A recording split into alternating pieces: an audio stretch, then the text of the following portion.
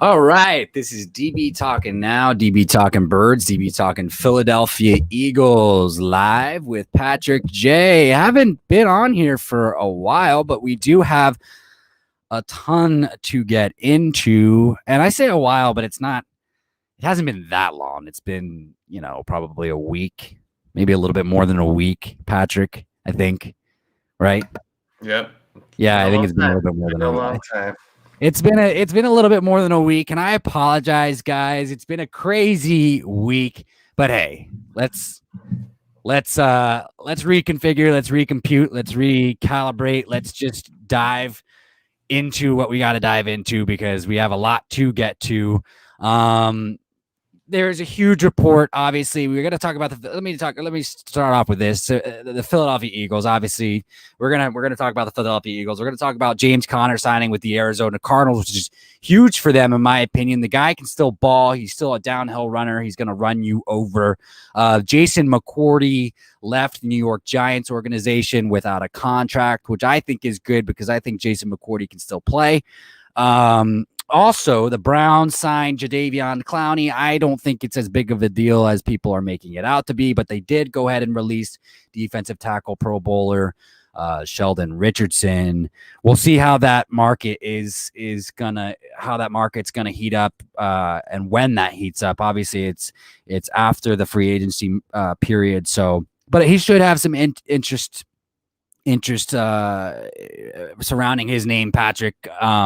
He can still play. He can still play as well. I'm not sure what age he came into the league. I know he's been into the league for about 8 years now. I think he's going into his 8th season.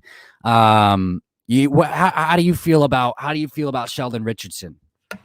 Dude, I was actually surprised that they, took Clowney. They pretty much negated, Richardson's contract with Clowney's, because Clowney signed for 1 year for 10, and then releasing Richardson will save him about $11 million. They're effectively replacing Sheldon Richardson for Jadeveon Clowney. I mean, personally, I still am very high on Sheldon Richardson. I mean, you're correct. He just finished up his 8th season, so he's coming into his 9th, but he's still got a lot to offer, man. He's a force up there. He really stuffs the middle really well. He can take double teams really well. His sack numbers have gone down a little bit since his Pro Bowl season with the Jets, but I think he still has a lot to offer. He is going into the wrong side of 30, so he is about to be 31 coming up. But I mean, he's still graded out to be a top 30 interior defensive lineman in 2019, top 50 last season. So I mean, albeit he's still a great guy. I mean, I understand that $11 million was a lot to pay for him, but I think he's going to get a decent amount of look in the free agency. So yeah, I think so too. I think whoever gets him will probably use him. You'll probably see whoever gets him is probably going to be one of those teams that likes to use a heavy rotation along their defensive line. The Eagles do come to mind. Obviously, they're not gonna get him at that. They're not gonna sign him at that price. He's not gonna get that price because of his age, because of his age. But I do still think that he can probably play pretty well in a rotation. I mean, 31 sacks over 124 games, something along those lines. Is that right? Right. Yeah, I mean, he's a pretty durable guy. He usually plays all 16 games. So yeah, you're absolutely correct. Yeah, and so, so I expect him to do a significant job wherever he goes. But he did play one season in Seattle. He could go back to Seattle, but I don't think. Yeah, I don't think the Browns are too worried about it. Obviously they got some young guys like Jordan Elliott, and then also Andrew Billings and what's the other guy? Sheldon Day or something like that. What's his last name? I forgot. They got some Sheldon what? I don't know if it's Sheldon, but they got some good. Anyway, they got Andrew Billings. Oh yeah, it's Sheldon Day. Yeah, Andrew Billings, Sheldon Day. Yep, you're right. They got Malik Jackson over there too. So and Malik Jackson. So they got a good. Yeah, they basically what they did is they traded for age, and they're still hoping that that Jadeveon Clowney can pull it around. Dak is King, welcome to the channel, my man. You thought we quit? We didn't quit, man. We don't quit. We never quit. We're not quitters. That's not in our blood. That's not in my blood. That's not in Patrick J's blood. We just had a busy week, but yeah, so I think the Browns are doing the right thing. I mean, I think I saw reports of one NFL exec talk about how like they have the third best NFL roster in the league right now, and yeah, I would say that's probably accurate. You know what I mean? They have a lot of great players on offense. They have a lot of great players on defense, and there's no reason why they shouldn't be able to continually get better. It's just going to depend on what we've talked about in the past, which is just Baker Mayfield's consistency and how he continues to get better, I assume. Correct?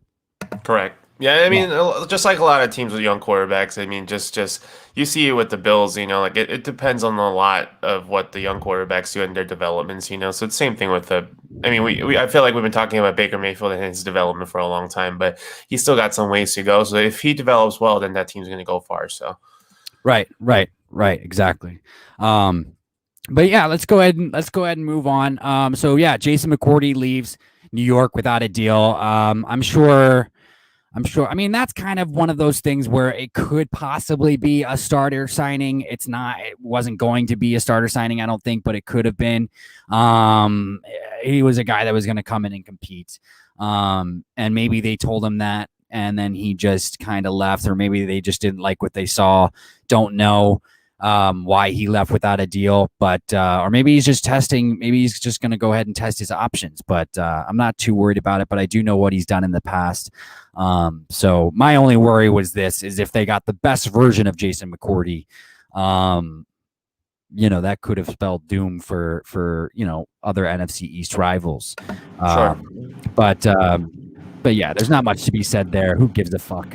I mean, on paper, it's a good fit. I mean, he's from New York and he went to Rutgers, so he's a guy that that is a decent fit for the Giants. I mean, every report coming out of New York saying that they had a positive meeting, but yeah, it's saying something if he left without a contract. But I mean, he's some guy that can be a really good depth piece. He's 33 and he's had probably one of his worst graded season last year. But like, I mean, I think he can play. There's some familiarity between him and Joe Judge. So yeah, that would be a decent signing for them if they can get it done. So. Yeah, I agree, and him being 33 too. I mean, he does have the experience. He's played well. He's been a part of successful defenses. He will be able to teach some of the younger guys as well. Jalen Hurts, welcome to the house, my man. Happy Saturday, dude. Both of you, happy Saturday, Dak and Jalen. Two quarterbacks. Eagles crickets. Yeah, I wouldn't worry about Eagles crickets. We're gonna talk about the Eagles crickets in a second here.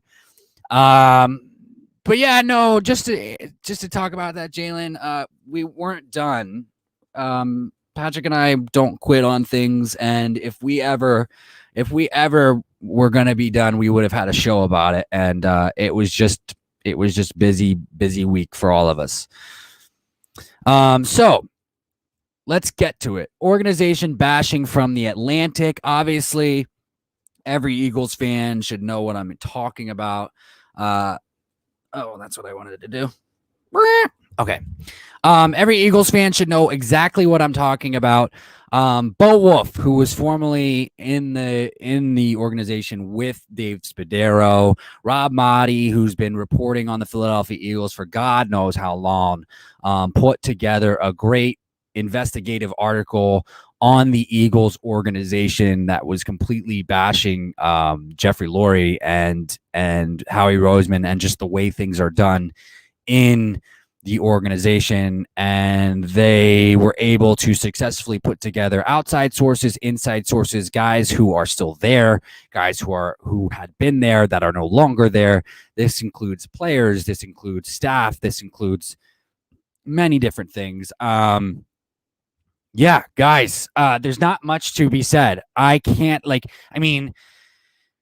Jeffrey, I truly believe that Jeffrey Lurie has overstepped his bounds. I truly believe that the whole Doug Peterson, and this was part of the bashing, right? That Jeffrey Lurie and Howie Roseman wanted Frank Reich fired after the 2016 season. And Doug Peterson had to fight for him. And then lo and behold, in 2017, they went and won the Super Bowl with Frank Reich as offensive coordinator. And then also, ever since Doug Peterson was hired, they were babying Frank Reich, quote unquote, or babying Doug Peterson, quote unquote, and they had Tuesday meetings. And if we won by 3 points, it was as if we had lost. If we had won by running the ball, if we had won by running the ball, like Howie and Jeffrey Lurie would still ask, well, why didn't we throw the ball? Well, why didn't we throw the ball more in their Tuesday mornings every week? Look, Howie Roseman and Jeffrey Lurie are not football guys. I've said that. I've said this before. And they are completely out of their fucking minds. Andy Reid was the football guy. Andy Reid was the guy who disguised the dysfunctionalities of this organization for multiple years. And this organization is not going to have a tenured coach like Andy Reid until Jeffrey Lurie is no longer the owner. That is the consensus that I have come up with. And that is probably true 99.9%. It's unfortunate. Now, the question is this. The question, and because of that, and here's the thing too, I got multiple things running in my brain right now. We also know that Jeffrey Lurie was actually the one who wanted to draft J.J. Arcega-Whiteside, not Howie Roseman. Howie Roseman wanted to draft Paris Campbell. I'll start by saying this. If you have your owner putting together draft boards, then you're already fucked. They're already fucked. And they are. They are already fucked. Because if you have your owner who's dictating which player to draft, it's fucked. It's fucked. And that shouldn't be that should not be the case. That should not be the case. So that lo and behold, I mean, we can talk about JJ Arcega-Whiteside and DK Metcalf all we want. They had no interest in taking DK Metcalf. They weren't going to take him. So the one thing that we can hope for, guys, is that they just bring in the right players, because these guys aren't going anywhere. Howie Roseman and Jeffrey Lurie aren't going anywhere. Not anytime soon. Not right now. There's no change that we can make. But what does that mean for Nick Sirianni, right? Well, they're giving Nick Sirianni the year that they gave Doug Peterson, which, it's the rookie year, right, for the head coach. They gave these guys, they hired all these young guys, and so all these young guys get rookie years. All these young head coaches get rookie years. And so now it's up to Howie Roseman to go in and make all the right moves. And that's kind of what he's done. That's what we're looking at. They're getting all these assets, but if you have your owner making draft boards for you, I don't see how it. I don't know. I don't have the answer. I don't have the answers. I don't have the answers to that. So all we can really do is hope that they bring in the right players. That's all. I mean, as fans, that's all we can really hope for. We can't change the owner. We can't. So I'm gonna have to move on. I'm gonna have to move on from this. However, there is good news, I guess. There is good news regarding the Philadelphia Eagles. The Eagles are looking to trade back into the top 10, and the Lions are looking to trade down from pick 7. So could there be mutual interest there? The Eagles have the draft assets to move up to 7 if they want. And I think that is the right move. I think Patrick, you and I have talked about this before. I definitely think that they should move up to 7. I don't think, or I think they should definitely move back up. I kind of got, but here's the tricky part. From what it sounds like, there's going to be a bidding war for the Lions pick, Right. especially with Washington and maybe even Chicago, New England, Chicago, yeah.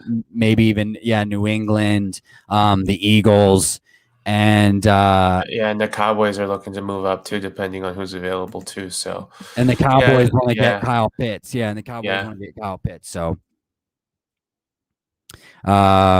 So we'll just have to see. Let's get to some of these comments. Actually, let's take a quick breather. This is DB talking now, talking birds, talking Philadelphia Eagles live with Patrick J. Today is a day where we have a lot to talk about. Jalen says,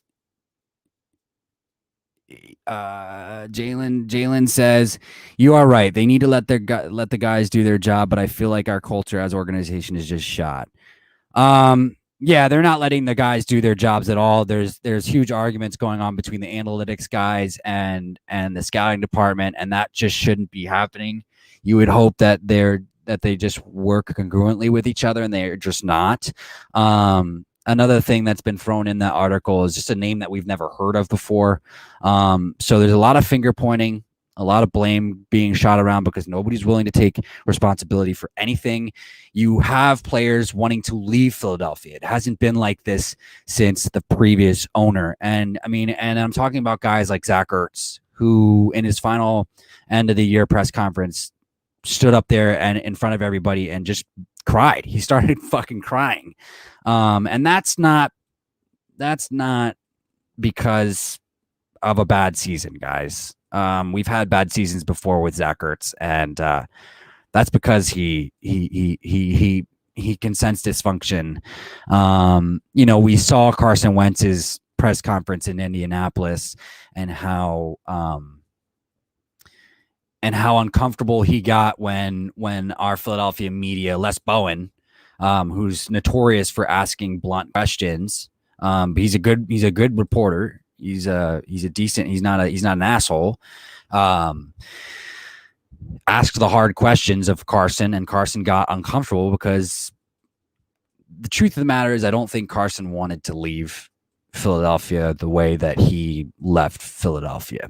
In my heart of hearts, I still truly believe that Carson wanted to prove that he was the one, that he was the guy that we needed, and he was the guy, and he was going to bring a Super Bowl to Philadelphia.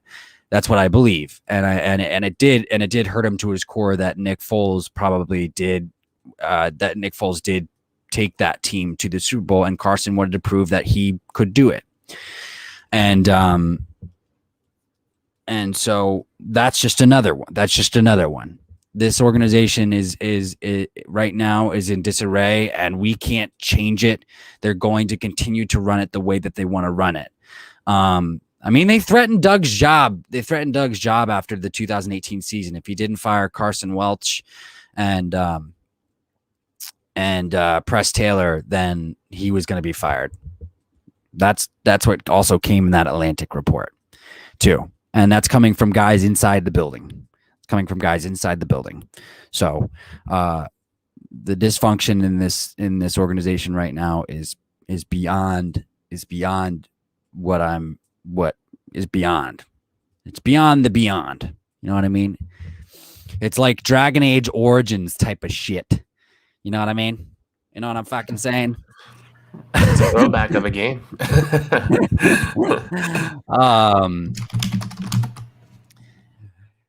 Somber Eagles fans, says Dak. Yeah. Well, how does it feel not to advance in the playoffs for about 20 years? Dak. Just kidding, buddy. One love. I just want to say it's great to be back with all of you, by the way. I'm sorry that we have been away for a week and a half. It is my fault. Don't blame Patrick J. It is my fault. I have had a busy week. It's been a busy week. So, but I'm glad to be back with all of you. Kane, also welcome to the house today, my man. Happy Saturday. Pats are going to move up to get their QB. Probably. Yeah. Probably. It's just Where like anything. Yeah. It's just like anything, like any team, even the Eagles. It just depends on who's available. I'm sure the Yeah. Eagles are trying to move up for a certain player, and if he's gone by then, there's no point of Eagles to move up. So it'll be the same for a lot of these teams. So I think the Eagles I think the Eagles need to move up. I don't think that they have any room for mistakes this year or next year. And so I think that, and yeah, that's what I wanted to touch on too, is like, yes, we got the assets by trading back. And I think that if all it takes is 12 and another first or something to move back up, then we still have two firsts next year, you know? So they still won that trade too. There was no wrong done there. You know what I mean? right. Because they're gonna get it first for Carson. I mean, let's be fair. Let's be honest. Who would the Eagles even move up to get? Kyle Pitts. If he's available, yeah. Rashawn Slater. Penny Sewell. Penny Sewell might fall. I don't. Bro, What? I don't know. I don't know why, dude. I've been on this train for the longest time, but I think the Eagles should take a tackle for some reason, dude. I feel like Rashawn Slater, Penei Sewell would be like much more impactful for Jalen Hurts' development, in my opinion. But I mean, like I said, offensive tackles are never like the sexiest pick in the world, but like for development of a team, especially a young team with a young quarterback, I mean that's an essential position for you to um, shore up. And then having these two guys like Rashawn Slater with his versatility, and then Penei Sewell, he's been training at both left and right tackle at Oregon. So I don't know, man. I feel like they'll be a great pick for the Eagles, but I know there's a lot of positional needs, but I don't think they can go wrong with either guys, in my opinion. I think so too. I would love to have either one of them on the team, honestly. But I was thinking about this the other night, and I think that there's probably about 15 offensive linemen that I would be happy to have out of this draft. So I'm okay if those guys don't come. And like another guy is Samuel Cosme, another guy out of Clemson. Jalen Mayfield obviously is another one. But don't you think? I mean, isn't that the same case it can be said for the wide receivers and cornerback group, though? All of them. Yeah, It's a deep yeah, It's a deep class. It's a deep yeah. class. I wouldn't say I wouldn't say the cornerback group is about 15 deep. Because I think, yeah, yeah. I think I mean, but there is quite a few. Like I think it might be like last year was pretty deep. Last year was pretty deep with the guys like Diggs and who else came out of last year that was in the second round? That went in the second round. Like Diggs went in the second round to the Cowboys. I'm trying to think. What position are you talking about? Cornerback. Second round quarterbacks. Who went last year? Well, either I think Jalen Johnson was a second rounder out of Utah. I yeah. think. Christian Fulton from LSU. I think he went to the Titans in the second round, but that was it. There wasn't a whole lot of cornerbacks taken in the second round. I think a lot of them were first or third round because Broncos guy OJ Mudia, I think he was a third rounder. Cameron Densler for the Vikings was a third rounder. There wasn't a whole lot of. It wasn't a very deep class for the cornerbacks because once like Okuda and then CJ Henderson and like Damon Arnett, they got off the board. It was like pretty steep drop after that. Yeah. That's true. But yeah, no, and so, but just getting back to this year's class, though, I mean, like you do have your Surtains and you do have your Caleb Farleys, and you have your JC Horn. But then again, like those are the top three guys, but then you do have your Greg Newsome, you do have your Asante Samuel Jr., you do have Stokes, Eric Stokes. You do have there's another guy that's shot his way up to the board that I'm missing right now recently. And then another late grab is Melon Fonwu too. And but then you also have your Sean. You have your Sean Wades as well. You have Sean Wade as well, who we've talked about at length, Patrick, who's kind of like that hybrid guy. You have Javon Holland, who can play safety or cornerback, but he's gonna probably play a little bit more safety. You have your safety. You have your guys who are listed at safety who could probably play slot corner too, which is like our Darius Washington out of TCU. So like the secondary in it of itself is deep in this class, and that's what I like, because there are smaller guys. There is a lot of hybrid guys too, like Jermaine Sherwood too. He's a hybrid safety. He's 6'1". He's like I think he's like actually like a 6'2", like 215 safety, but he's kind of explosive from all over points of the field, all over. So you could kind of line him up and play him anywhere. And he's one of those guys who has a wide range. He could go second, third, maybe even early fourth, but like he's not a bad guy to have. That's the other thing too, is I think the weird thing that sometimes gets lost in fans' ears is oh, he's a fourth rounder, he's just gonna be a developmental guy. Well, no, it's not necessarily the case if you have a deep class. You know what I mean? It's not necessarily the case if you have a deep class. Like a lot of these guys get pushed back because of the fact that it's a deep class. And so like now you have guys that are rising up, and some of the guys that we were talking about a month ago that were going to go in the first round are getting pushed back to the second round. And perfect example of that is like Rashad Bateman coming into the first round. And a month ago, we were not consistently talking about Rashad Bateman going in the first round. Hands down, I will defend that night and day. But we should have been, because Rashad Bateman, if he had stayed another year, would have been going in the first round, probably would have been a top 2 wide receiver. We know that. Kadarius Toney, even so, like he's been listed at a couple mocks going in the first round too, but I don't think he's going to. And then there's Jeremiah like Onwu Koyamoya or whatever the fuck, Jock. He's getting pushed back a little bit. We were talking about him going from like 10 to 15, and like now he's getting pushed back to the later first, maybe early second. And so that's a thing too. But I think but getting back to this, who would the Eagles move up to get? The Eagles need a lot of shit. They need guys all over the defense. They need playmakers. They need offensive linemen. Patrick is right. We need to upgrade the offensive line, hands down. If Zach Ertz doesn't stay, I don't see Lane Johnson staying for much longer after that. Lane Johnson's the guy who got in an altercation with Howie Roseman. Lane Johnson is that guy. So is Zach Ertz, and I could see it happening again.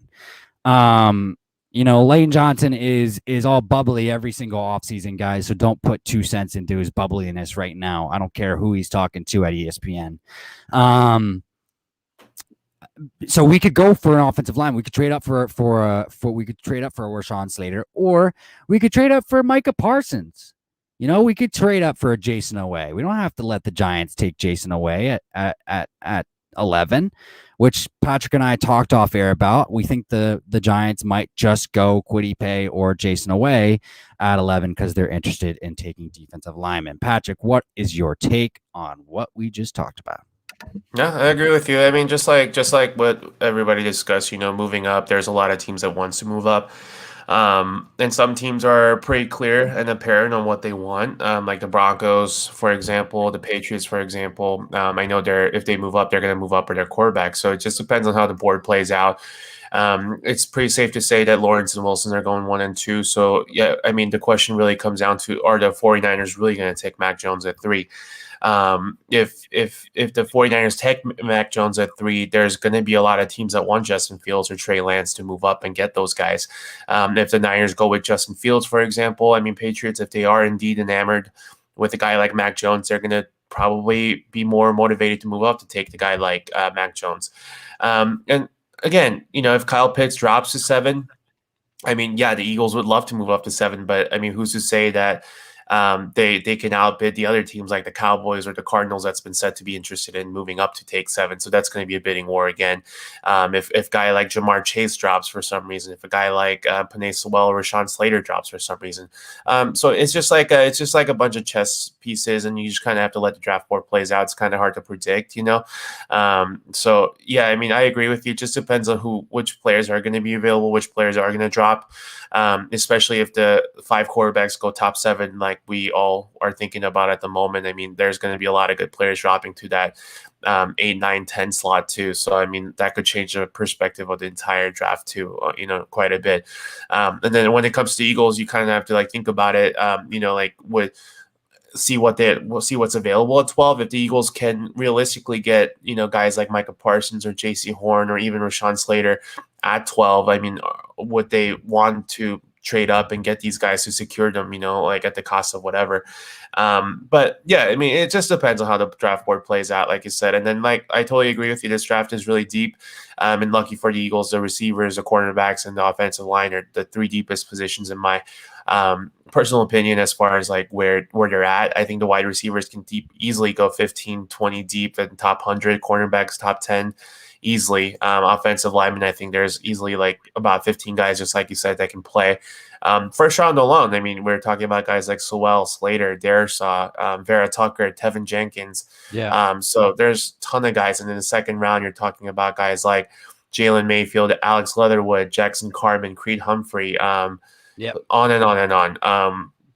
And like you said, the cornerbacks, I mean, we talked about the second day guys. I mean, and then most people are talking about Asante Samuels of the world, and Eric Stokes of the world. But I mean, people forget guys like Tyson Campbell from Georgia. Right. DJ Daniel from DJ Daniel as exactly. well. Marco Melifonwu. Wilson. Yep, Melifonwu from Syracuse, Elijah Molden from Washington, Cameron Bynum from California. Those guys are all going to be available. So it's a deep class. And then, I mean, realistically, this is a draft that you can see about 5 cornerbacks going in the first round. Greg Newsome, I'm comfortable to say he's going to go in first round, and I'm pretty comfortable to say that Asante Samuel is going to go in the first round too. So, and then same thing with the receiver class that you just talked about. Besides the top 3 guys, I mean, we're talking about Bateman and Tony possibly going in the first round. And then there's an outside chance that guys like Terrace Marshall or Rondell Moore can go in the first round too. So you're going to find a lot of value in these positions. Like I said, if the Eagles do go with the tackle for some reason in the first round, or if they just stick with our prediction and go with JC Horn, they're going to have a good chance at picking up these solid guys in the second round as far as the tackles are concerned, if they wanted to go that route, or even the receivers. So I mean, I totally agree with you. It's a good position to be in for the Eagles. Right. They just have to let the draft board play out. And then I'm kind of going back to what you said about a week ago. I mean, what they have to do is they can't mess up this draft, just like you said. If there is a guy that they are 100% sold on, that's going to change the trajectory of this team, I mean, they have the assets to do so. I mean, what better time to trade up and get it? If there is a guy that you're sold on, you have to go get the guy.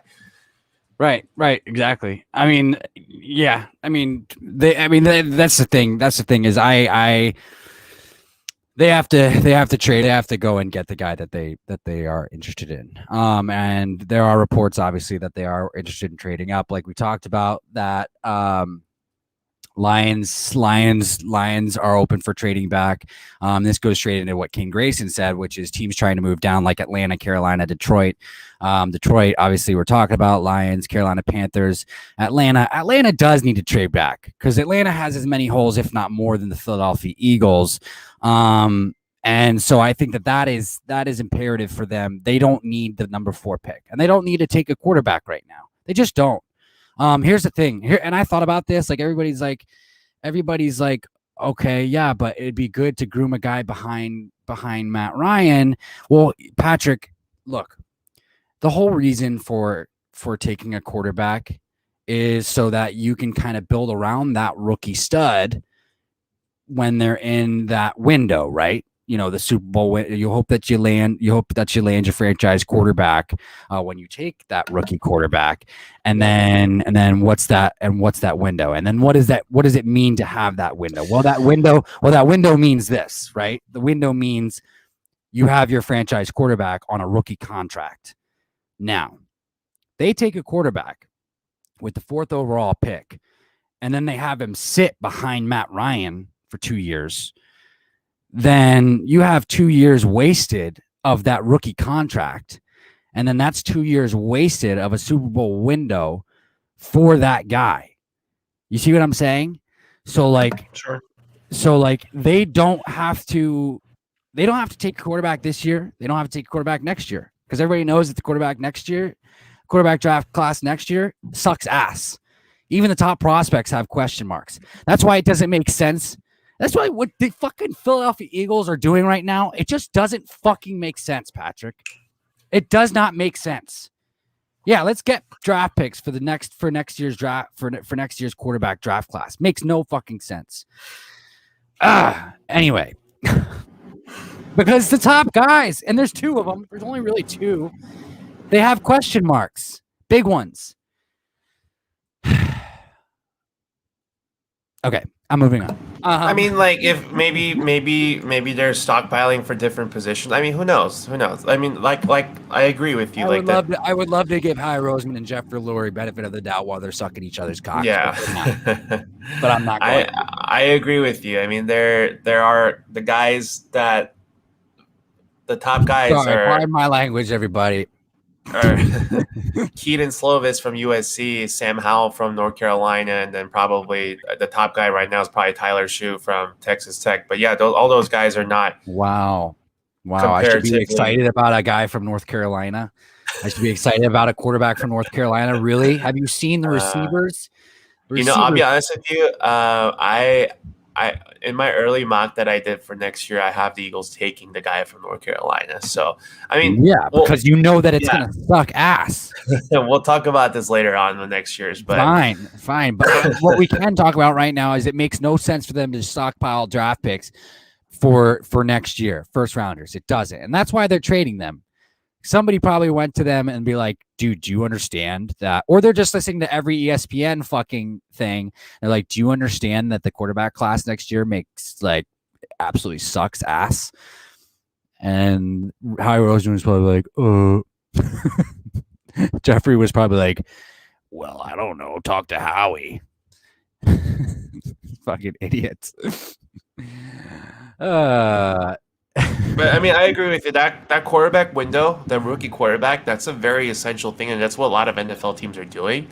I mean, like, all right, yeah, let's get back to like look at what the Bills are doing. You know, they're trying to go all in with Josh Allen while he's on that rookie contract. So I think he's on his last year of doing so. Look at Arizona Cardinals. They got 2 more years of Kyler Murray being on his rookie deal. I mean, I would say, I would say this. And this is no shot at Kyler Murray, but out of the young quarterbacks that have not received a new deal yet, Josh Allen is the only one that deserves it right now.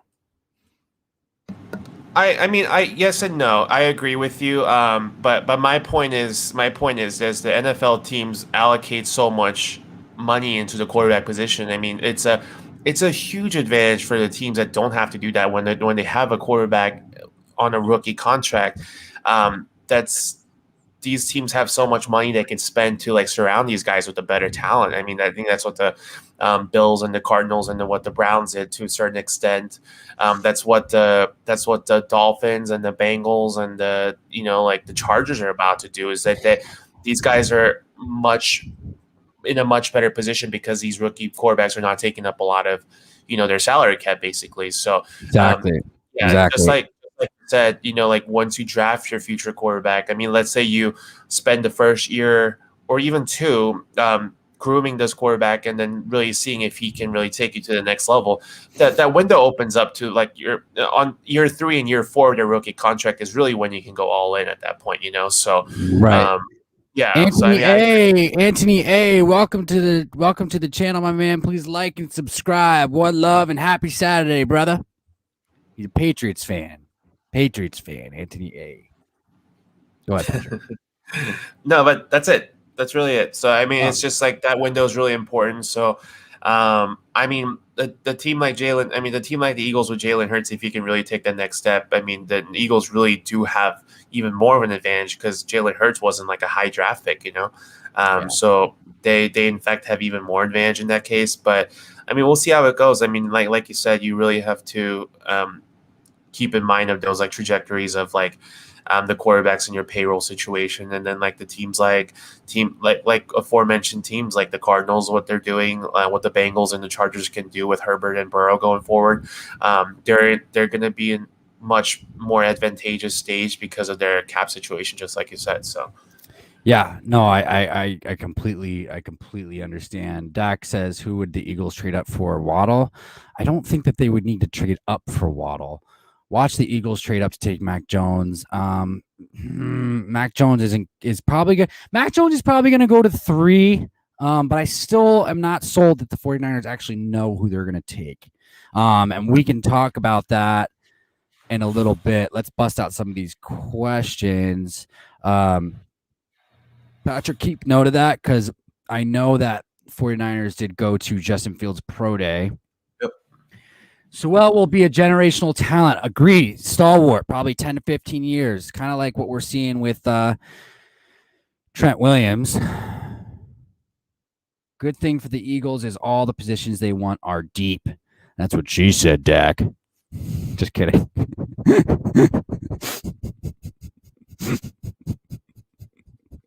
Come on, guys. I had to throw it in there. I had to. Patrick, where's the laugh?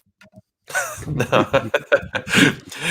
Sorry guys, I'm still working. It's an early day, so I today I'm muting my mic in between so I can work. So sorry. I laughed, I promise. um,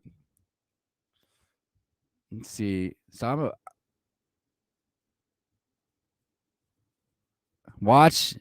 So recent. All right. So now we're down. Now we're down to the most recent. Watch the Eagles take quarterback every year. Well, that's going to be the plan as long as Howie Roseman is in office or Jeffrey Lurie.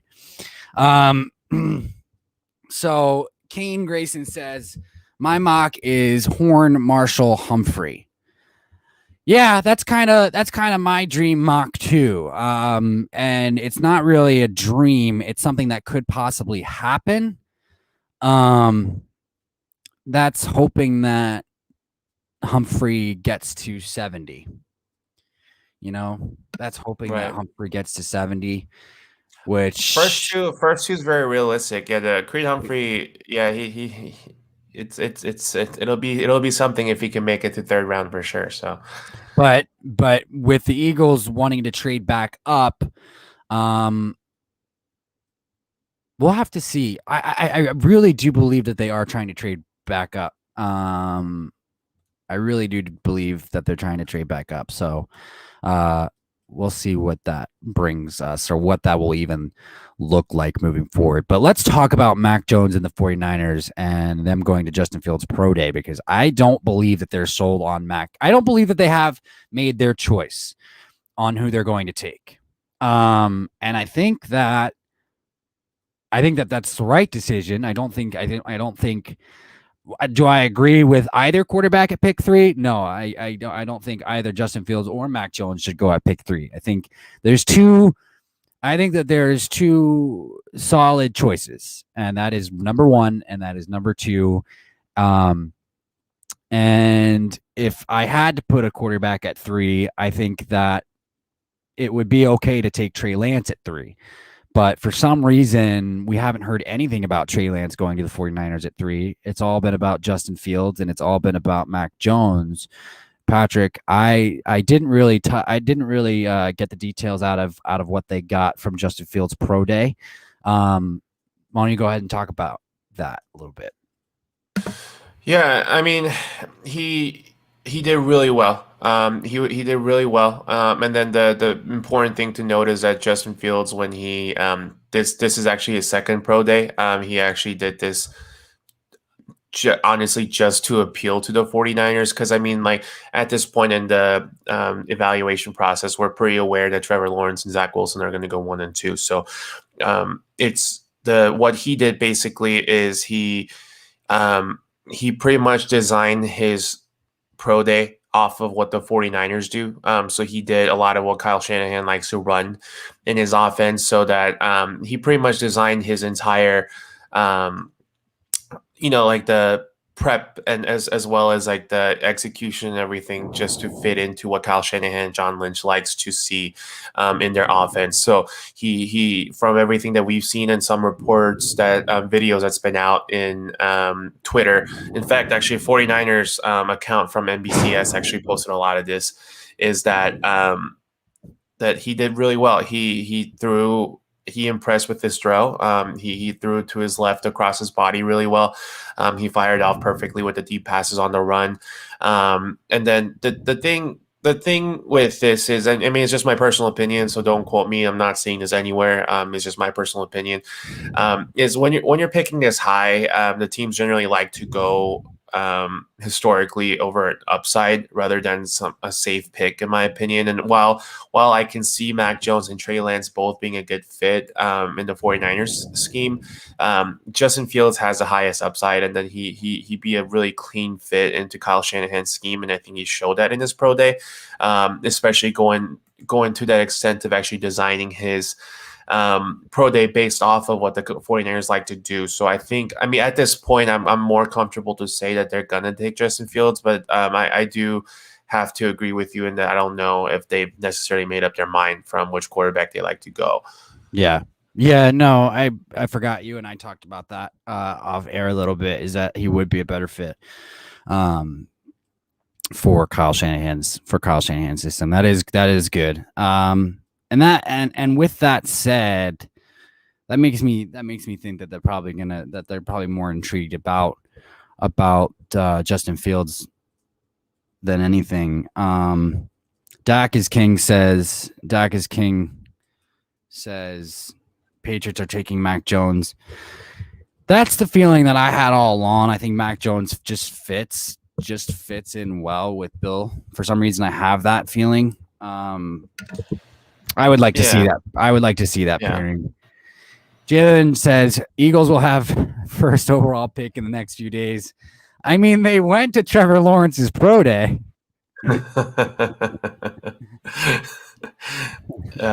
Imagine trading every pick that you've ever earned to go get Trevor Lawrence, and it'll be worth it, in my opinion.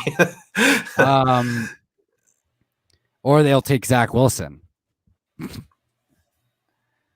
I mean, honestly, I think the Jets are more stupid than Jaguars to actually take that deal. So that's a possibility, in my opinion. No, I think the Jaguars are more stupid than the Jets to take that deal. No, Jets are Jets. I mean, it's coming from a Jets fan. I think Jets are more historically stupid than the Jaguars are. The Jaguars are pretty stupid. How do you fail Leonard Fournette and Jalen Ramsey, 2 first-round picks? How do you do that?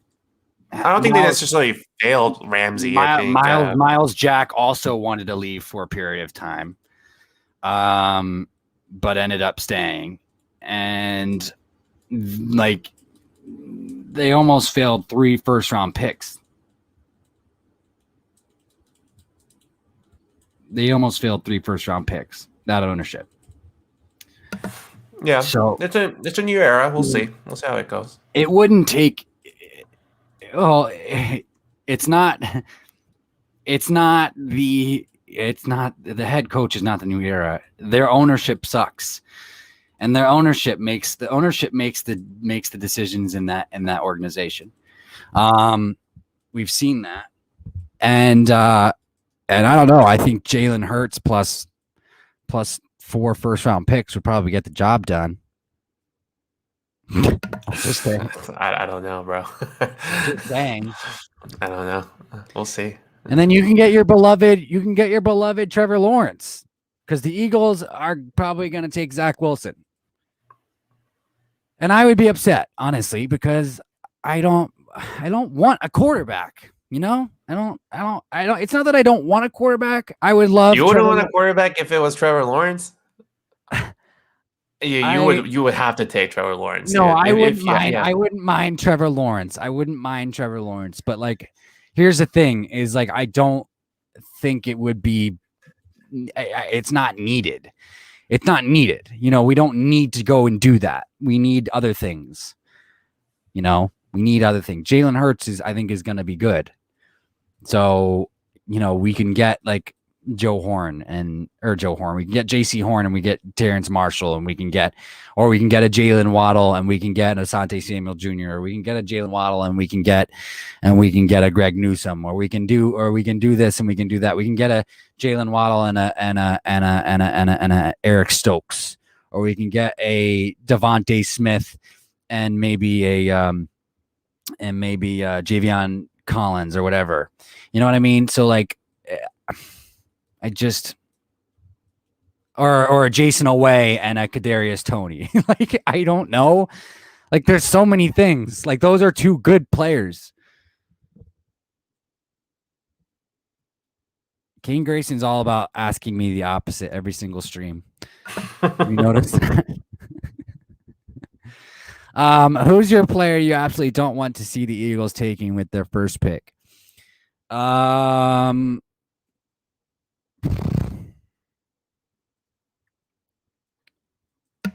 quarterback.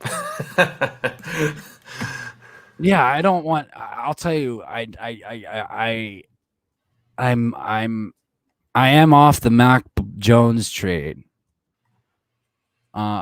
Train. He's not going to be better than Jalen Hurts. He's just not. only top 20 guys out of the top 20 guys, the only player that I am 100% not sold on is Jalen Phillips. Yeah, he's an edge off of Miami, and everybody loves him, and he has really good talent. He's got a good motor, but I mean, it's hard, man. Like it's hard anytime you're dealing with a guy that has a lot of concussion issues, and that would be the only guy that I'd be like, kind of hesitant. Everybody else, I mean, like Kwity Paye, Jason Away, even running backs like Najee Harris, Christian Darrisaw, the tackle. I mean, these guys are all going to be a good player. So that's what I'm. Yeah, and that's kind of what I'm talking about. All I want is the Cowboys to ruin the Eagles draft. What is this? So here's the thing, guys. The Eagles have already ruined the draft for you. They already did that. They traded back Dak. It's not a Dallas Goedert situation where the Eagles jumped you guys to take Dallas Goedert, the tight end that you guys were going to take. We traded back behind you. You can't ruin our draft anymore. Sorry. And then he says, all love. Yeah, Dak, all love. But we can do this. We can ruin yours by trading to 7 with the Detroit Lions and taking Kyle Pitts. We can do that. We can ruin yours. You can't ruin ours anymore. And I don't think Jerry Jones is going to move up to 4. I actually had a dream that, or no, that's not true. I was playing Madden last night and Ezekiel Elliott retired. Oh, man.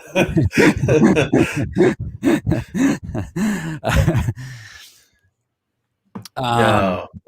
Yeah. It was like 13 years in. It's fine.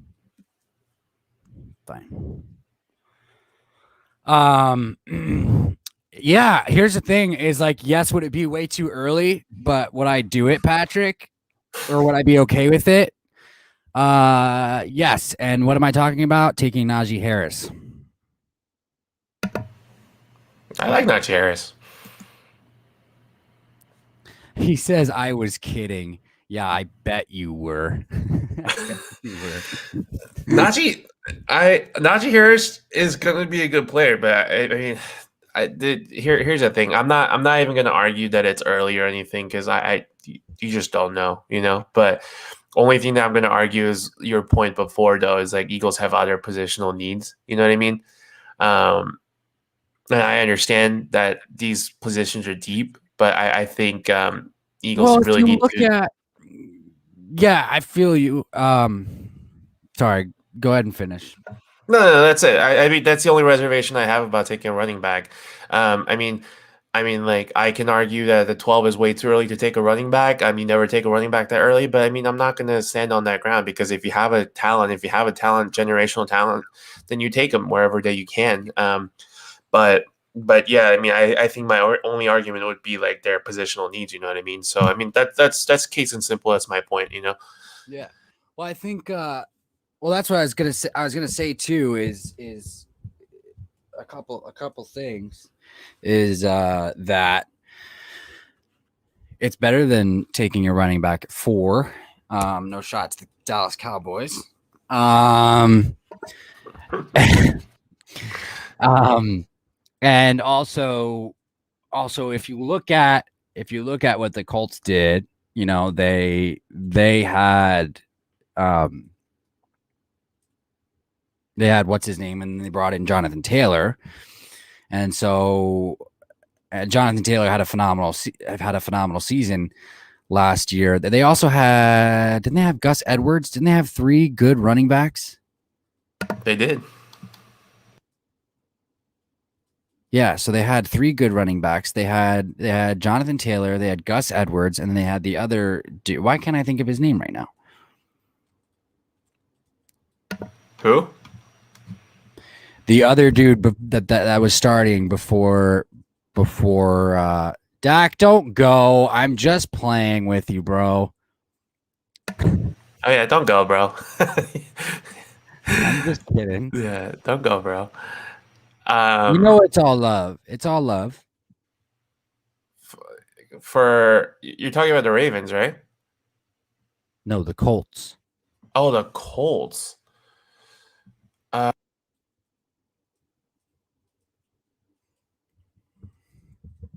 Jonathan Taylor. They had Marlon Mack. Did you talk about Marlon Mack? Yes, yes. So they had Yeah, Marlon Mack, yeah, and Jonathan Taylor. So here's what we know is like obviously with Nick Sirianni coming from the Colts, Najee Harris getting a running back is going to be important for this offense. They are going to get a running back. That's going to be a thing. It's not guaranteed that Jordan Howard is going to be the guy. We're not even sure if I don't think they're putting their eggs in that basket. He hasn't been the same since he got injured. Um, so so I think that they're definitely going to address the running back situation in the draft. If that's Najee Harris, I'm cool with it. But I'm not going to address Najee Harris. I'm not saying I want Najee Harris to pick 12. That's not what I'm saying at all. So I let's think not. you can realistically get Travis Etienne in the second round with the pick that you guys have. You know? I would love, and I've talked about Yeah, this before too. Is I would love even Kenneth Gainswood, or Kenneth Gainswell, out of Memphis, because I think that he's got some solid all around ability. He would be an upgrade over Boston Scott. It's interesting right. because for some reason, some of the guys who have podcasts or some not podcasts, some of the guys who have their own streams, and these are the Philadelphia reporters, are talking about like Jordan Howard's not a sure thing. We can say that Boston Scott and Miles Sanders are sure things, and I'm like, what? Like Boston Scott barely just signed his restricted rights with the Eagles, and like I wouldn't label Boston Scott as a sure thing. I really wouldn't. Right. And it's hard. It's hard. I mean, as a running back, I mean, running backs are never a sure thing in my opinion. And Boston Scott really hasn't proven anything either. So I would have to agree with you in this case. But like Miles does have shady potential, and we've seen it, and he needs to be used correctly. I mean, there were back-to-back games, and he's done it. He's done it since he's been drafted 2 years ago, where he's had a 60-yard run, a 60-yard run, a 60-yard run, and it's shady like, and like his moves are shady like. He's the closest thing to shady. Uh, he's the closest thing to shady that we've had. He's probably the best young running back that we've had since Shady. So, so Miles is kind of untouchable right now, I would say. So there's no moving Miles. After that, you know, Travis Etienne, a Kenneth Gainswell out of Memphis, maybe even a Chuba Hubbard, who I like a lot, and some later round guys too, like Larry Roundtree out of Missouri. I think is another good one. And I've talked to you about him before. He's kind of like a poor man. It looks to me like he runs like a poor man's geez, I'm like running out. My mind is going blank today a ton.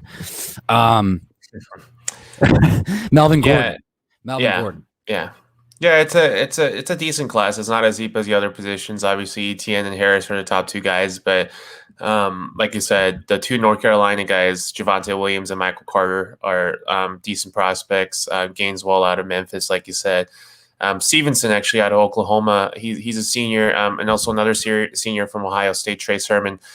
They got a lot to offer. They're big body guys. I mean, especially Stevenson. He weighs 250 pounds at running back position. He's a force up there too. So, Yeah.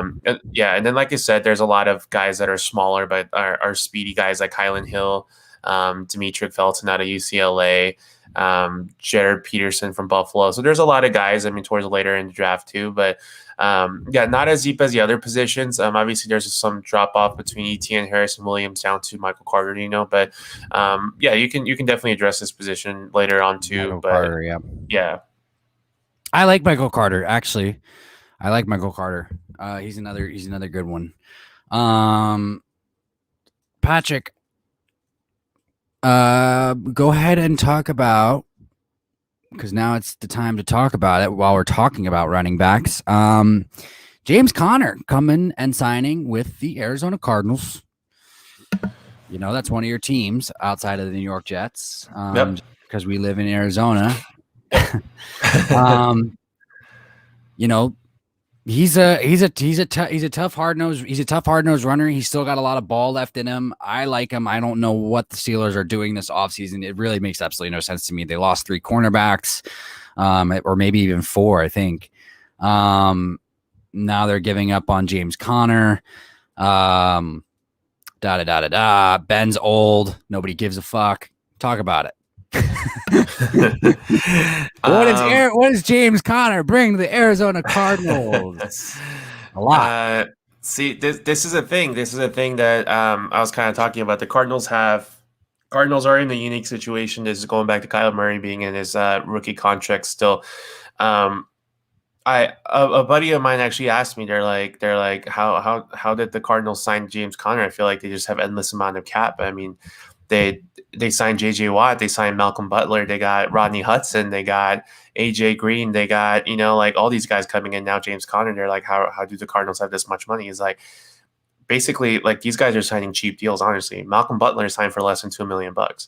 James Conner, honestly, signed. I see Kane Grayson just said it too. Like the Cardinals basically got him for free. He signed for $1.25 million. That's nothing. It helps. It helps. I think it helps Arizona playing in the warm weather. I mean, it's always going to be a destination for players to come in, to have a good weather and good cities to live in, especially having Scottsdale and everything here too. But I think the thing that's appealing for a lot of these players to come play with the Arizona Cardinals right now is because of Kyler Murray and guys like DeAndre Hopkins and Budda Baker and Chandler Jones still being here, James Conner, just like you say, he's a hard nosed, like a heavy runner. He's going to be really well paired with Chase Edmonds. Chase Edmonds is a guy that the Cardinals were really high on. Chase Edmonds is a really good. I really talk about Chase Edmonds. I really liked him coming out of college, right? And then he's related to Terrell Edmonds, right? I don't know that, to be honest with you. That's a cool tidbit that I didn't know. But yeah, Chase Edmonds is a really he's shorter. He's 5'9", but he's a really elusive running back. He's fast. He's a really good receiver out of the backfield. He actually averaged over 5 yards a carry in 2019 and almost 4.6 yards a carry last year. So he's a really good running back as well. so he brings actually James Conner brings a really different skill set than what Chase Edmonds does. So they can really be paired up really well because the problem was last year with Kenyon Drake and Chase Edmonds, they're very similar running backs. So having two different types of running backs is really going to help the Cardinals. And then the Cardinals, the last report that we got out of Arizona is that they still are not running away from the idea of taking a running back at 16, such as Etienne or Harris. So. We'll see. I feel like the Cardinals are going all out for their offense, So, but we know this. James Conner is a great human being. He's a great guy. He actually is a cancer survivor too, and he's gone through a lot of injury concerns, and I think that's the reason why a lot of players and not players, a lot of people and fans are kind of down on him, because he gets hurt a lot. But he's a guy that can really persevere. Not many guys can say that they've survived cancer and still, like chase their dream and then all that stuff. So I mean, I'm rooting for him, and the people in Pittsburgh really love him, and they were sad to see him go. So yeah, it's exciting. I know he's had some drop off. He hasn't really played all 16 games in any of his seasons, but he has a lot to offer. And I see a lot of comments saying that they wanted James Conner for the Eagles too. So I mean, I want your thoughts about it too, because I know you wanted James Conner for the Eagles. He would have been a pretty good fit for the Eagles in my opinion too. So yeah, no, I will talk about it because I did want James Conner. I wanted James Conner this offseason. I wanted James Conner, obviously, when he was coming out of the draft, and he was coming out of the Leonard Fournette draft. And so I do know that he was a cancer survivor, but just looking at his highlights that year, and like you just knew there weren't many differences from him and Leonard Fournette. And I was like, man, that guy, like, he looks really good, and he's fast, and he runs over people like 6'1", 230-pound guy is supposed to run over people, and then he's also got enough speed, and so like he looked like he was supposed to, like he looked the way that a year ago he was going to do that consistently, and so I was upset. I was upset that we didn't grab him. I was upset that we didn't grab him when we had the chance to draft him. I think they took him in the second round, right, that year, if I'm not mistaken. Correct. Yeah. But no, I'm sorry, third round. Third round. Yeah. So I don't think I wanted to take him in the first round, but I was definitely upset that we weren't able to get him then, and I was upset that we didn't get him now, but yeah, I think highly of James Conner, honestly. I really do. And he does. He overcomes a lot, and so he's been one of those guys that does overcome a lot of adversity. And maybe that did play a part in his decision to come to Arizona. Is maybe the injuries and just being in the warm weather is going to help weather that. Right. No pun intended. Is going to help weather that a little bit. But we'll just have to see. We'll just have to see. And then honestly, what'll help him is that he doesn't have to be the lead guy. Like having a guy like Chase Edmonds taking a load off of him. I think it's going to be helpful for him to stay healthy, as far as like load management is concerned. And then Kyler himself, not like Ben, he's a rushing threat himself. You know what I mean? So I feel like he's going to be able to take a lot of load off of James Conner. Exactly. And so that's the thing is it will be a good example of load management for James as well. So he won't have to do it. He won't have to do it all. And like Pittsburgh, it's a blue collar town, and so like, and what I mean by that is like their offense is, well, one, that's me talking about their people, but two, also like they are designed to run the ball, especially with Ben getting older. Like it doesn't really help for a guy like James Conner who is, injury prone. Because you don't want your aging quarterback to throw as many times as he used to in the past, right? So like, but the Pittsburgh Steelers have kind of always been that way. I don't really like Ben, but that's okay. It's a good move for James Conner. I wish he were coming to Philadelphia, but I like it because I wish him the best, and like I believe that he should just continue on his success story. And Right. I think that him coming to Arizona where the warmer weather will probably be better for him is the right move. Right. So there's that. Big Play Slay is going to be mad missing this. Big Play Slay sent me a message last night, and I didn't get back to him. But that's because he just upset me. I'm just kidding. He didn't upset me at all. No, it's all right. It's all right. We might get on later, guys. We might get on later. I might get on later. How's he doing? Yeah. How is Big Play Slay doing? Yeah. Oh yeah, you didn't get back to him. My bad. Yeah, I didn't get back to him. Yeah. He said, no, he was like you guys. Honestly, he asked me, he was like, so I guess we're not doing vids anymore? Guys, it's not like I left for an entire month. You know what I mean? Jeez. I get it, though. I get it. And I'm sorry. It won't happen again. Hey, Big Play Slay. Speaking of the devil. Big Play Slay. Speak of the devil. There he is. Yo. Welcome. Big Play Slay is in the house with DB Talking Now and Patrick J. Missed you, Big Play Slay. Missed you, Big Play Slay. BPS.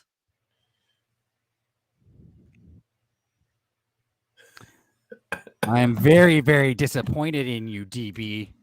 Well, I'm very, very disappointed in you for missing this. It's okay, man. Hey, I'm really, really sorry. I had a busy week. You're right. I'm really very, very sorry. It's kind of what I was just talking about. That's why we said speak of the devil, because we were talking about you and how you messaged me last night. I fell asleep. I was exhausted last night. Just at the end of the week, kind of fell asleep early. Yeah, I'm sorry, guys. I should have checked in with you midweek and should have said something. That's really, really my bad. I really do apologize. Can't wait for the draft. Yeah, this whole stream was a fucking draft talk. Not entirely, but we got a lot of good draft talks in the stream. And we're not done, We're just kind of taking a break right now, it seems like. And while we're doing that, let's just take a breather and say this is DB Talking Now, DB Talking Birds, DB Talking Philadelphia Eagles. I am live here with Patrick J, who is the go-to guy on all things sports. How do you like that? Does that sound Thanks, good? Man. Does that sound good? Yeah, that was good. And movies too. He's a good movie recommendationalist, recommendation connoisseur. Patrick J is a food and coffee connoisseur. He's not a food connoisseur. He's a coffee connoisseur. He is a home and rental connoisseur. He's an apartment rental connoisseur.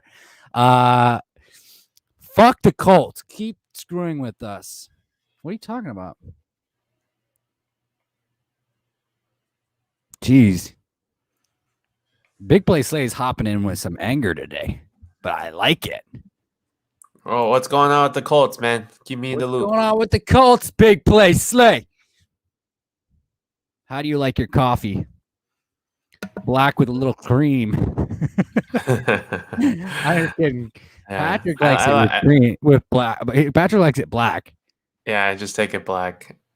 I'm surprised you remembered that, man. I guess most of the time when me and him hang out, it's usually over a cup of coffee. So, that's not true.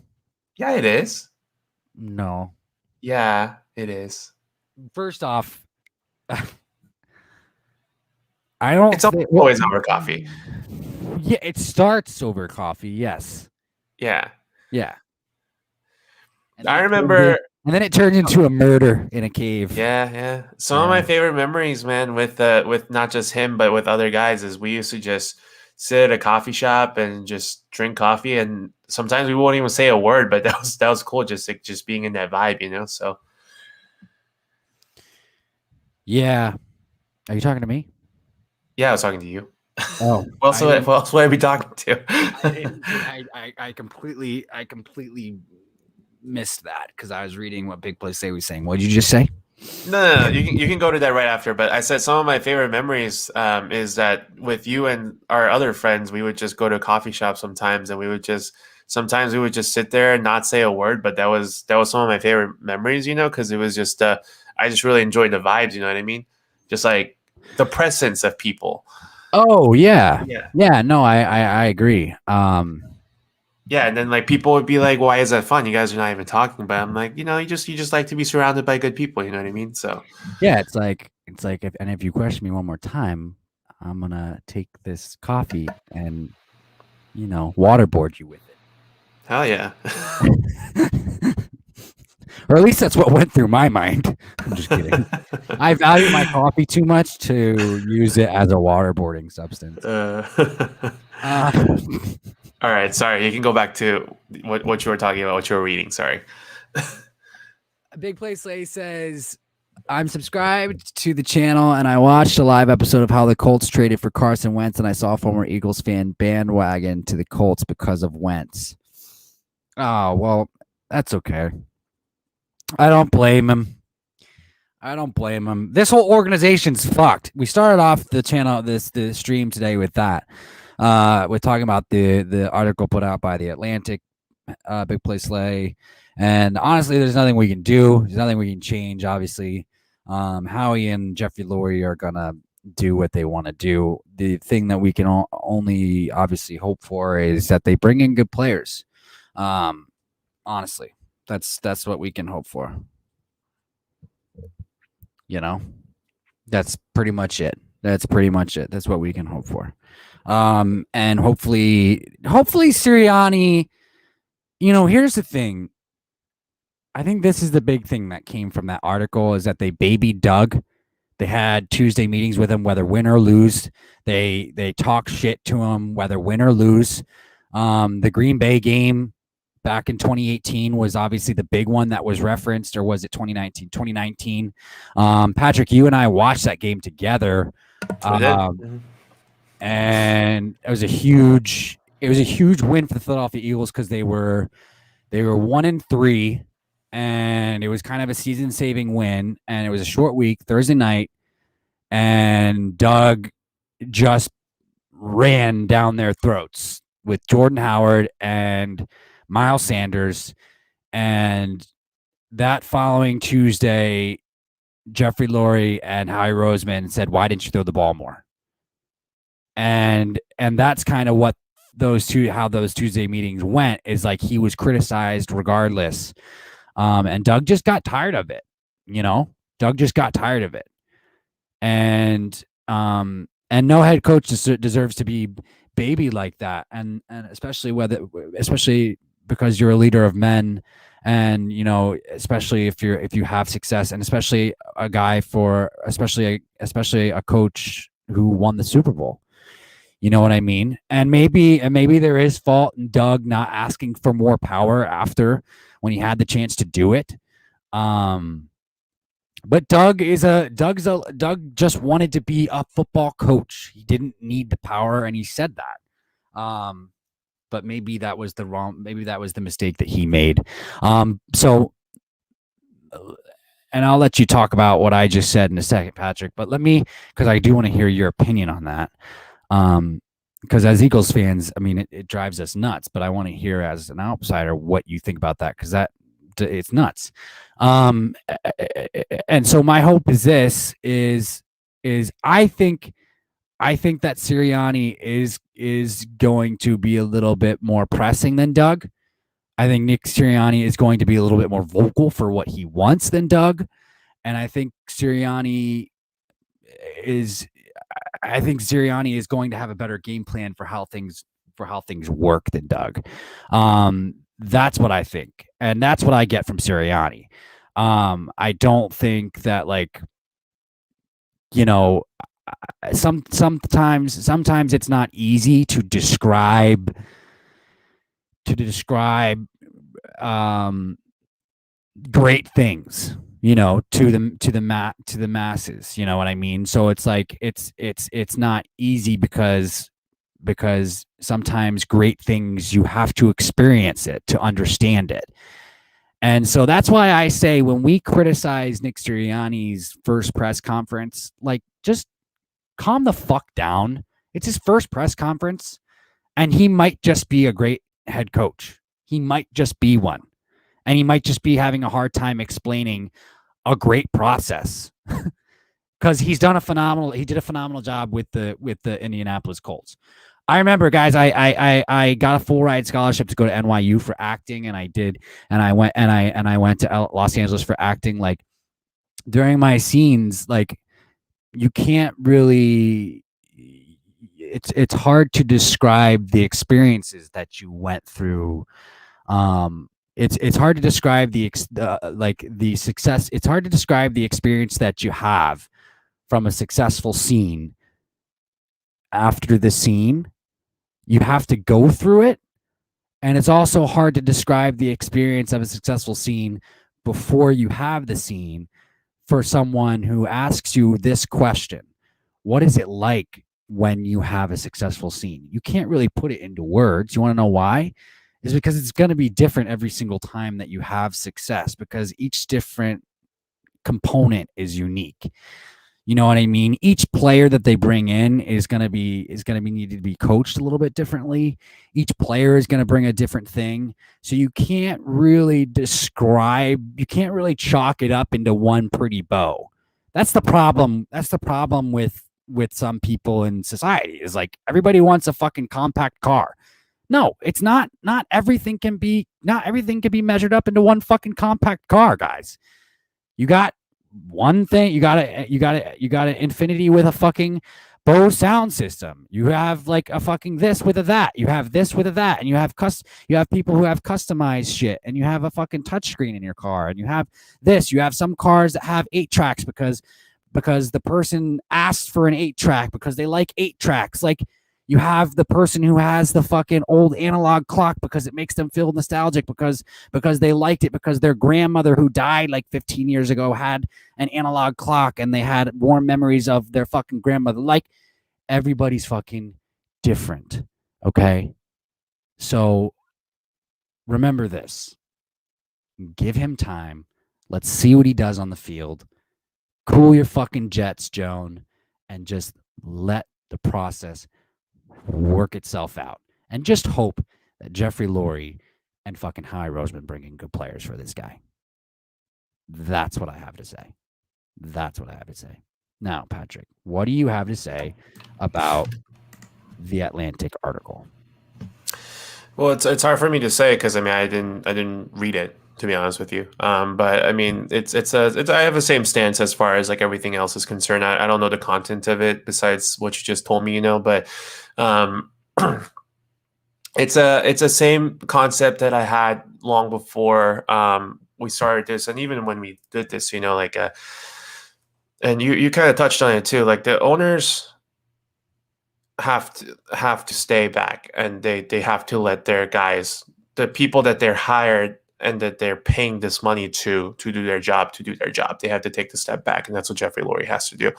The general manager's job is to surround the team with the best possible talent that they can have, and the coach's job is to go there and just really be that coach, that control everything that happens on the football field, on and off the field. So when it comes to Doug Peterson, I'm not gonna like fault him, say that he was good or bad coach or anything like that. It's hard. It's hard position as a coach to be told what to do, to be kind of dictated on what you want to do, like especially from a upper management standpoint, and then like I totally agree with you as far as what Nick Sirianni is going to do. I mean, he's a good football coach. He's proven to be a great assistant. He's proven to be a great quarterback leader, a leader of men too. So I think it's very shallow for anybody to judge him on um, anything, before they even like started off at their, OTAs or anything like that, So I think Nick Sirianni is going to bring a lot to this team, but I think a lot. Unfortunately, a lot of his success also depends on the upper management, like Jeffrey Lurie and Javi Sirianni. Like I said, not just on the football field, not just on who they bring in to surround his team with. But they do really have to take that back step and let him do his thing. They do have to let him, really see his vision through and then really coach his team and build the culture more than anything, like build that culture to what he wants to do. And then I think that's going to be essential. And then we mentioned this too. We talked about it before too, you and me, and then I'm going to bring it up again. But I'm using the Phoenix Suns as an example. The Suns they haven't made postseason in 10 seasons, but then they had the second best record in the league right now. The big reason is because the owner, for the first time, step back. He used to be in the draft room all the time. He used to be in the free agents meeting all the time. He used to be in the pregame meetings. He used to be the one that made the final call. But finally, since last season, he's the one that took a step back. He hired the two guys that he wanted to run his basketball team with, and then now look what's happening. So I think that's what Jeffrey Lurie really has to do, is to let his football guys that he's paying and then he's hired to do their jobs. But ultimately, I think Nick Sirianni is going to do a good things for this team and this organization. But it really comes down to if he's going to have that freedom to do so. You know what I mean? Well, I think so. You remember when Howie and you remember when Howie and Nick Sirianni did the press conference together, and that was after. Right. And I brought up the fact that Howie looked just like kind of tired and fatigued and disgruntled and stuff like that. Like not normal. Like it wasn't normal for Howie to look that way. You remember when I brought that up? Right. Yeah. So I like Howie. That's not normal. And so like I was listening I was listening this week too. I think it was John McClain or Jeff McClain or maybe John McMullen, another beat reporter, or beat writer for Philadelphia, in the Philadelphia area. And I think it's getting to Howie. I think this shit is getting to Howie. Jeffrey Lurie's involvement is getting to Howie Roseman. Because, I mean, look, I'm going to be in defense of Howie Roseman. And that should be saying a lot. Howie is just another... Howie's just another guy, who gets excited about watching players and drafting players and the whole draft process and wanted to learn more.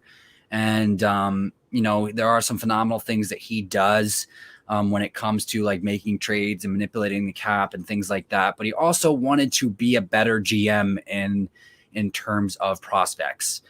But like it's clearly getting to him, and now he's got fans that like are probably cursing at him, walking in the streets, and then like you have Nick Sirianni standing next to you, and like yeah, you seem, and so here's the thing is like at this point in time, I think the blame should be shifted from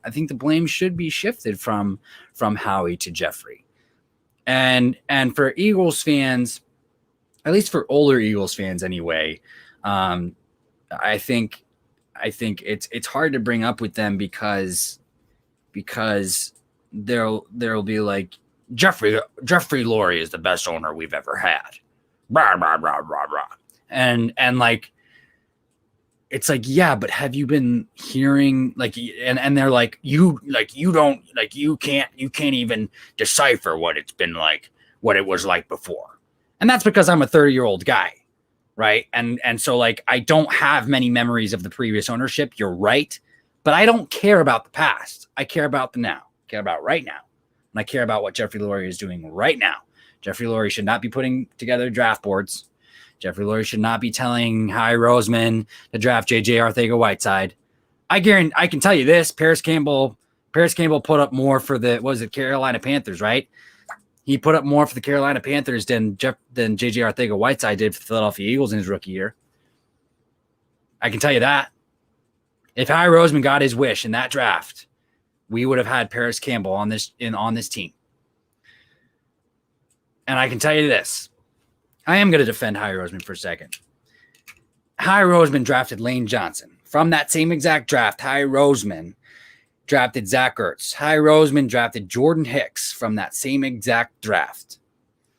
Again, we did have Chip Kelly in the building, and so there were decisions that were co-opt, but Harry Roseman did have final say, kind of like he does now. But at the end of the day, the owner still has final say. And the truth of the matter is this does have a huge part in everything. The Chip Kelly thing probably really fucked with Jeffrey Lurie's head. We cannot let that happen again, right? Can't let that happen again. So Jeffrey Lurie probably included himself even more. And it probably screwed everything up. So that's where I go with if that's the case. And I understand the Phoenix Suns, and yeah, they had needed to take a step back, but you're not clear, but they're still hiring guys and they're still not listening. They're hiring guys and they're still not listening. Like the analytic guy, I talked about the analytic guys earlier when I brought this up. And in this article, they brought up a name that we've never heard before, but apparently he's been here for a while. And we shouldn't be hearing this name for the first time, and I can't remember his name off the top of my head. So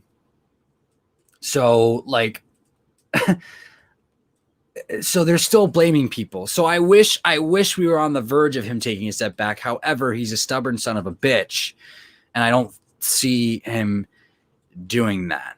But that's why I say I think the saving grace, though, is Nick Sirianni being what we needed Doug to be, which is not just the personnel piece, but it's this. It's like actually having a mind for all things, because our head coach needs to be able to